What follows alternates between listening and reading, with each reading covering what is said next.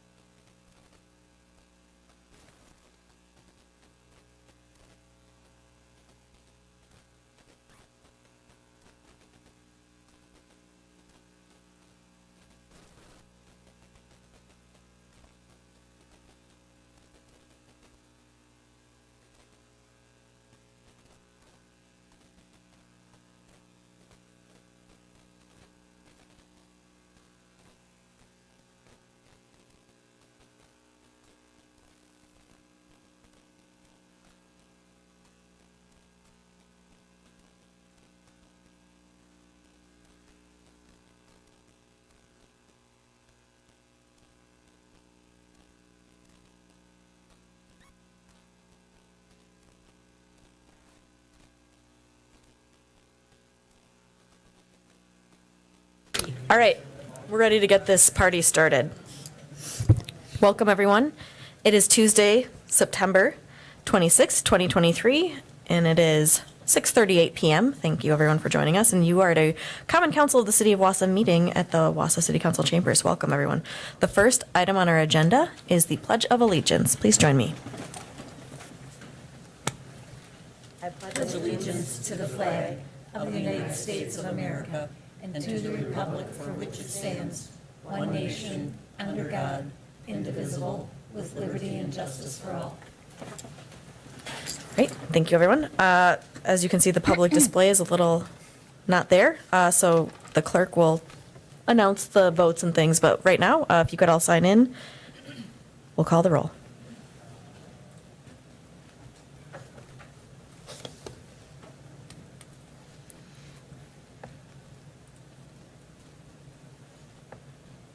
There are 11. Everyone is present. It sounds like you're not. It's off. All right. Next up, we have a variety of proclamations, including Indigenous Peoples Day. But I want to make sure that we get to our presentation. So we'll go there. It is for the 2023 Central Wisconsin Indigenous Peoples Day Powwow. And Bruce Lemaire has joined us. So you're welcome to share some more with us. Yeah, we have a microphone right up here in the. Thank you for joining us. Hi, good evening. My name is Bruce Lemaire. I'm the president of the Central Wisconsin Indigenous Peoples Day Committee. And I also have a partner, Connie Ratke, who's our secretary. And we're here to talk a little bit about the Indigenous Peoples Day powwow that we're going to have in the area. This is going to be a third time. We've had one in 2019, one in 2022, and this will be our third event. And it goes way back in history. Since the 70s, we've always had a gathering. We used to have a Central Wisconsin Indian Center located throughout in Wausau here. Some of the places were across from the old Wausau Theater and a couple different other areas that we've had back in the 70s, the 80s, and lately since probably 2005 to 2015.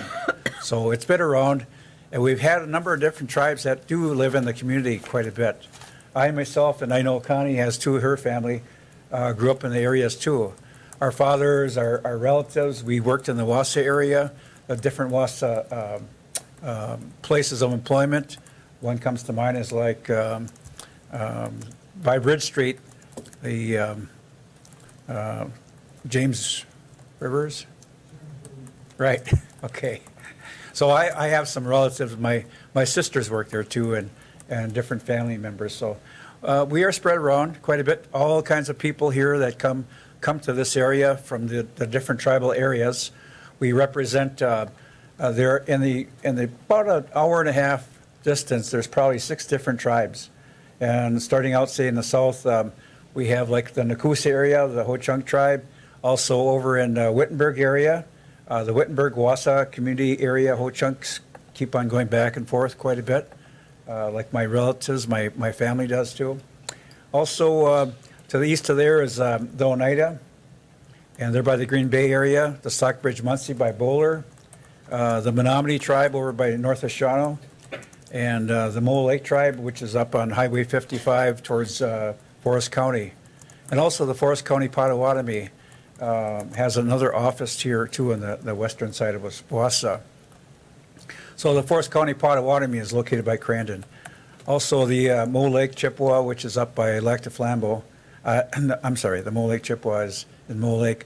The Lac du Flambeau is in Lac du Flambeau too, of the Chippewa. So there's quite a few, approximately 6 different tribes in that area.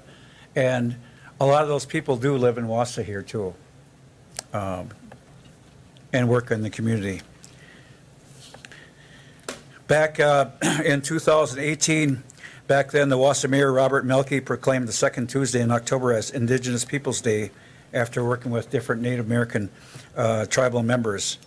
And again, since that time, we've had to try and coordinate some powwows, a gathering of the different tribes in the Wausau area and all those communities I talked about. And so we are having one again this year. Last year we had it, if you had a chance, we had it at Marathon Park. We've also had it at Wausau West too. Each venue is a little bit different. Last year we found out that more people came and it was pretty snug in there and tight. So we have a different one now, and we've located down to by the Cedar Creek area. And we do have a lot of people coming, so you're invited too. I think you have a flyer. If not, I do have a flyer for some interested people. We do have a flyer in our packet for everyone who's interested, and it's October 7th and 8th. It looks like it's free. I know I've heard from some of my friends who are been part of the dancing competition, so it sounds like a lot of fun. It is free. We have different food vendors. We also have different vendors that do come in and sell a lot of their handiwork. Last time we had over 20 people, 20 vendors, so it's quite good. What goes on at powwow? Well, all the tribes come in, and the male, female dancers and kids and older parents are coming through. We have veterans too that come in, carry in the flags, also the Native American flags from their different tribes. Also, we have many people that have a dance competition. You would see that too. Also, we support the veterans quite a bit, so we always have the veterans come in, and we honor them quite a bit. So it's very educational. That's part of our process, is to create awareness and education and showing respect and appreciation for our culture. So this is the only event in Marathon County like that. So you're welcome to come and visit. I know Tom has been there before, so that's good. So I appreciate it, and I am open for any questions at this time. Yeah, if anybody has any questions or comments. Okay. Thank you. Thank you so much. Okay.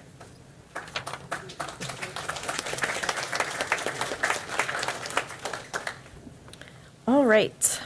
Next on our agenda, we have public comment, pre-registered citizens for matters appearing on the agenda, and other public comment. I don't believe we have anyone who is signed up, so thank you. Next up is our consent agenda. It's probably the biggest consent agenda I've ever seen. It's file number 230901 through file number 230909. I would entertain a motion. I have a motion by Alder Killian and a second by Alder Denny. Is there any discussion? I'm not seeing any. You may vote.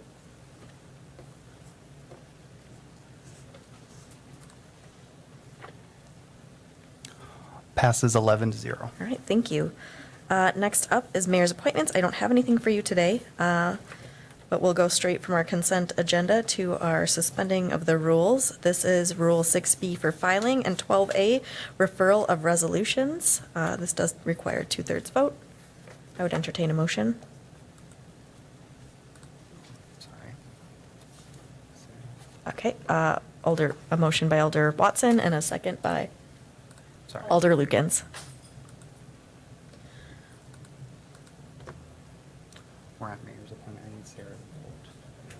We don't have any mayor's appointments. I know, but we passed through it already, so Oh. we just need a vote from her to. Oh, no, I need everyone to vote.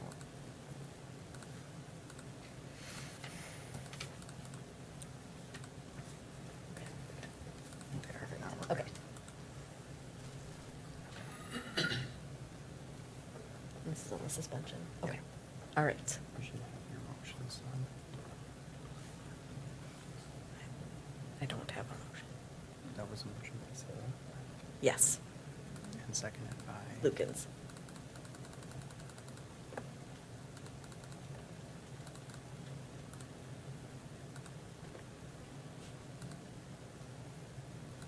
Okay. All right. Now we're ready for you to vote on this.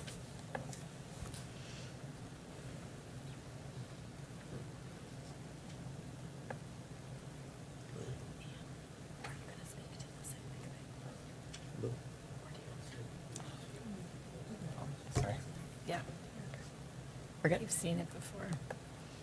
Passes 11-0. All right, thank you. We are on to file number 990916. It's a resolution from the Finance Committee authorizing continued membership in CIVMIC for policy years 2024, 2025, and 2026. I believe Finance took a vote at this, and I don't think it was controversial. But if there are any, I would entertain a motion, and if there are any. Okay, I have a motion by Alder Watson, or a motion by Alder Rasmussen, and a second by Alder Watson. Any discussion? You may vote.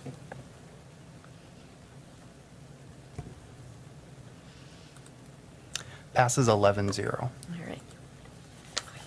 Thank you. Now we're on to file number 0311007. It's a resolution from the Finance Committee authorizing reprogramming of Community Development Block Grant unused 2022-2023 program year funds and homeowner rehabilitation revolving loan funds into 2023 sidewalk curb cut project. I have a motion by Alder Lukens and a second by Alder Rasmussen. I don't know, Tammy, if you have anything you'd like to share with the full council about this project. I know that it was another non-controversial item at Finance, but maybe for the public.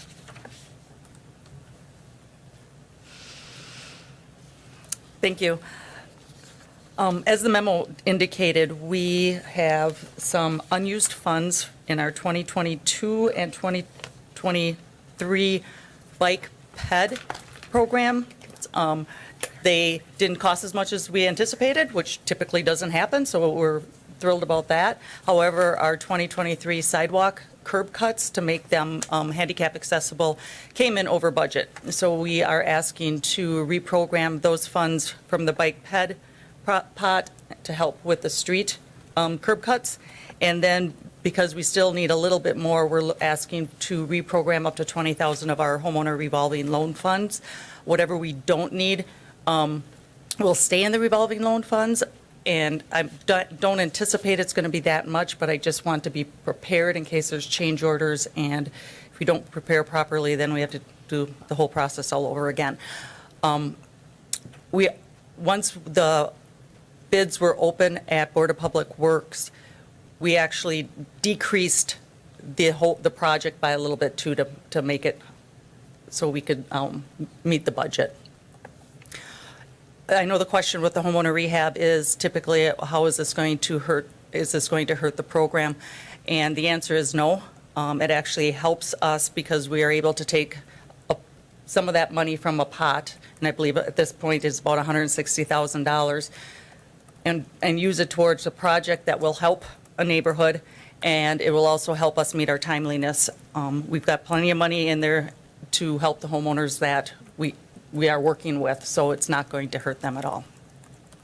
Okay. Are there any questions or comments from this body? Looks like we're ready to vote. You might not want to go too far because the next one is you two. You may vote.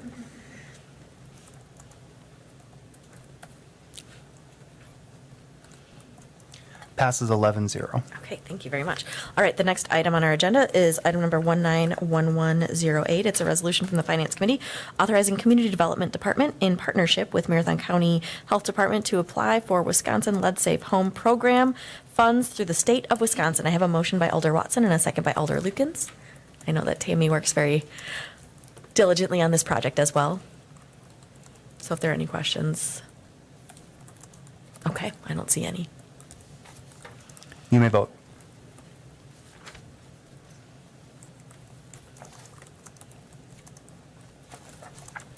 Passes 11-0. All right, thank you. All right, the next two items I have on our agenda are both related to WAS and to T-Wall agreements.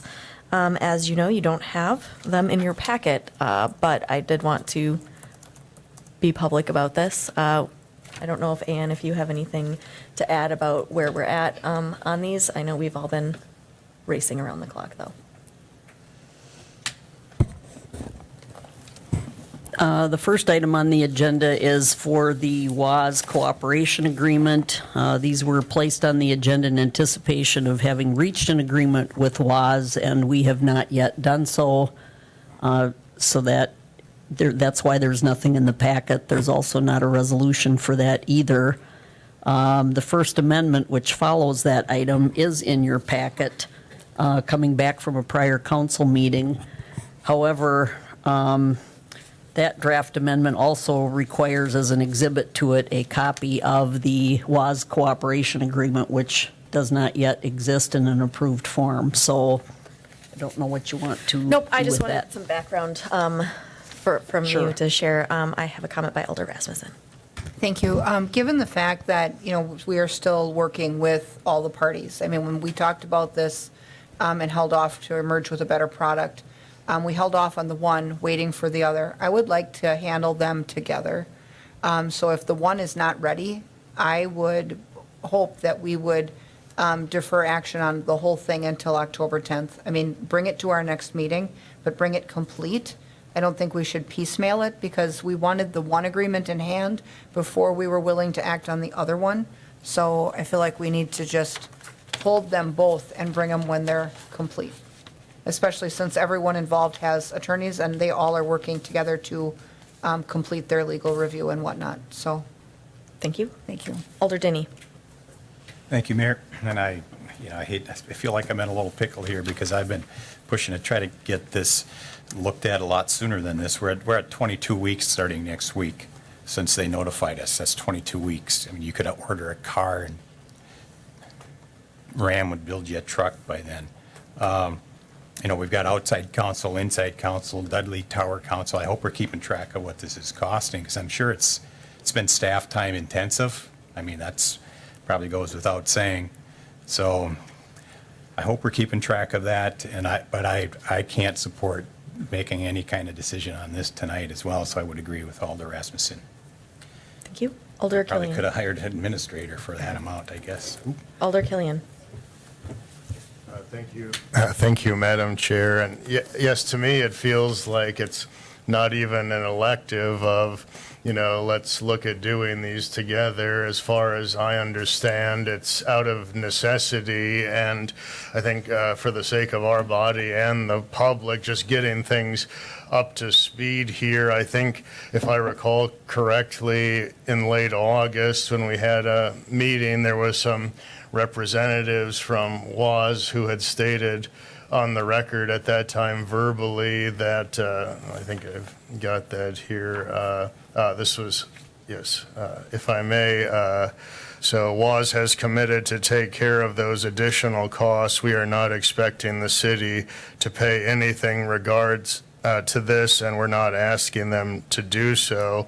And then earlier in the meeting, Ms. Brodick had said, quote, WAS is picking up the tab of the delay, so there is no cost to the city. So I think as a matter of necessity and covering delay costs or economic implications, yes, I think these would have to be entertained together. I think my question would be for any of the various city departments insofar as it's public information. I believe the goal was to inventory the set of costs or economic implications from the delay that was not caused by city action. For example, when Mr. Gadorzi said that he had refused site access to the contractors that we'd already contracted with, as an example, do we have an inventoried set that's comprehensive of all of the costs that this has caused the municipality and taxpayers so far? And if so, what is that inventory of items and the sum total? And if I may, I'll just give you a few more examples, like the contractor one, that's a little easier, I think, to put our finger on. I think it was 155,000, around that ballpark. But I think when we look at the financial implications of the delay, and the city had done what it had agreed to do, I think part of the importance of a commencement deadline is we will be missing essentially a year or more. And my understanding that in the agreement that was valid until that default date, there was a minimum assessed value guarantee of $24 million, which I think if you run through kind of our tax calculations, the financial cost of that delay just on property tax revenue is roughly, let's take a look, $615,000.